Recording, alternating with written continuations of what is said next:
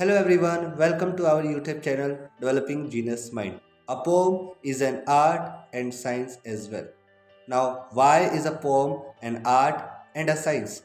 Poem is an art because it consists of various relationship, feelings, emotions and people. And poem is a science because it consists of meters which produces and help in measuring the lines of the stanza. Also, the musicality produced in the poem is a part of a science as well. Now, have you heard about syllables? Syllables are very important in producing the musicality in the poem. So in this video, we are going to discuss about syllables.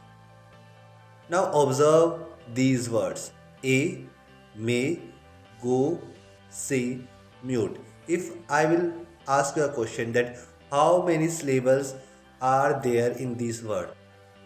Some of you will say that in A, may, go, say there is one syllable, and in mute there are two syllables. Why?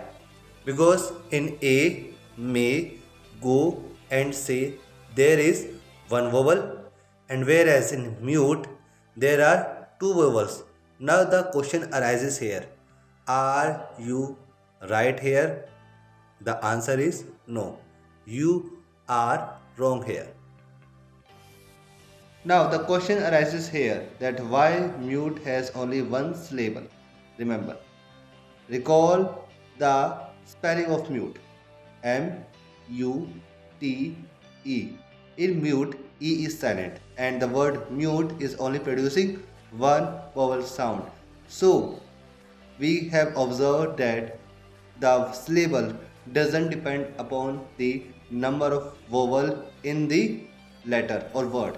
It depends upon the number of vowel sound in the words.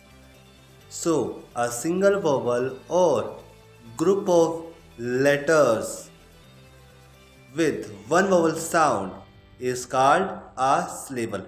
Basically, group of letters के बीच कोई एक single vowel की sound आ जाए तो उसे हम क्या कहेंगे? Syllable. Now observe this example.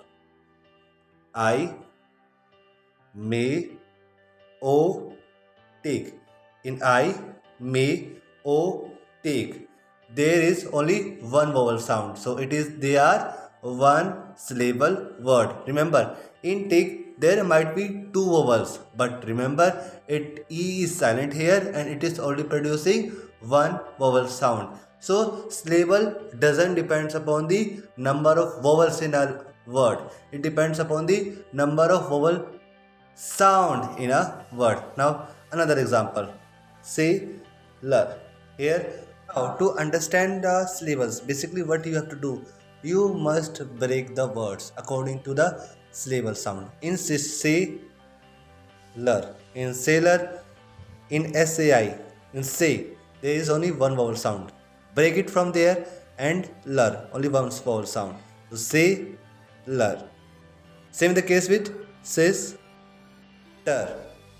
Only in between sis there is one vowel sound and ter there is one vowel sound. So break it according to that. Now let's take one more bigger word. Two, more, row. It is a three syllabic word. Now let's take one more bigger example or one more bigger word. Re, come, man, ding. Four vowel sound.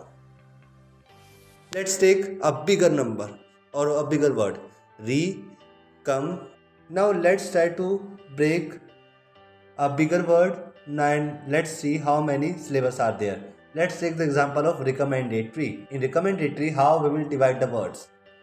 Re, because re has only one vowel sound. Come, because in come we also have one vowel sound. See, after each one vowel sound, you have to break the words. Man, a. In fact, you can also take one syllable sound as well or one vowel sound as well. Tari, re, come, man, day, tree. Let's try to understand the proper terminology. If a word consists of one vowel sound is known as monosyllabic. If the words consist of two syllable sounds, they are called bisyllabic.